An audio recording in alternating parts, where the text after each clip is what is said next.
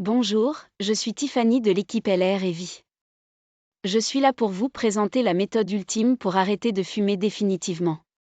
Ce que vous allez entendre est complètement disruptif par rapport à tout ce que vous avez pu voir, lire ou entendre sur le sujet.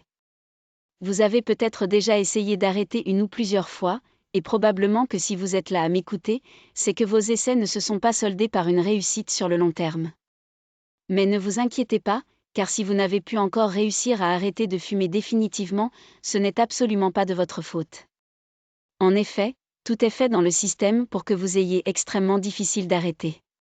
Et quand je parle du système, je parle de celui de l'industrie du tabac qui a fait de vous et de tant d'autres des victimes de cette habitude toxique terriblement addictive.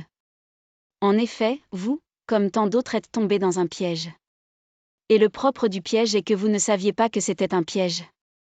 Au début, vous pensiez probablement que c'était cool et que c'était une manière de montrer votre goût pour l'indépendance, ou votre liberté, ou vous faire accepter dans un groupe. La première était probablement dégoûtante, cela vous arrachait la gorge, vous faisait tourner la tête et vous vous demandiez comment c'était possible de faire une chose pareille, aussi dégoûtante.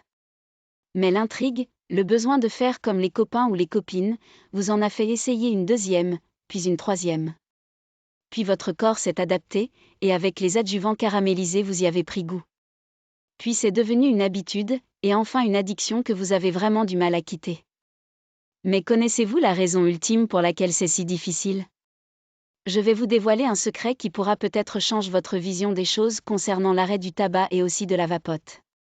Ce secret a été découvert par Rock Janssens de Bistoven, le créateur de la méthode LRV, libre respirant d'accent grave vie. Rock a été fumeur pendant 31 ans, il était tellement addict qu'il ne trouvait aucun moyen de sortir de cette dépendance et surtout, de ne plus jamais rechuter. Il fit appel à des services spécialisés dans l'arrêt du tabac par téléphone pour essayer de trouver de l'aide. Mais il fut très déçu. Car les tabacologues et autres psychologues n'avaient pas de vraie solution, à part celle que l'on voit partout, de vous prescrire des substituts nicotiniques. Rien n'y fit, il ne réussit pas à quitter cette dépendance. Il essaie à peu près tout ce qui existait, les patchs, les pastilles, l'hypnose. Il était désespéré de ne trouver la solution. Car il voulait vraiment s'en sortir avec sa ferme volonté. Rock se rendit vite compte que sa seule volonté ne suffirait pas à vaincre cet ennemi qui lui paraissait plus fort que lui. Il désespérait de ne pouvoir y arriver, et abandonna l'idée pendant de longues années. Et régulièrement il avait des remords, la frustration de toujours être accro à cette habitude toxique qui allait lui ruiner la santé. Il eut des douleurs à la poitrine, des bronchites chroniques chaque année, et avait régulièrement des quintes de toux qui lui arrachaient les poumons de douleur. C'est dans ces moments-là qu'il reprit conscience qu'il devait agir pour éviter de graves problèmes de santé. Mais il ne savait pas comment y arriver. Un jour il en eut marre, mais vraiment marre de la vie qu'il menait. Il buvait pas mal d'alcool quand il sortait et fumait jusqu'à 2 paquets en une soirée.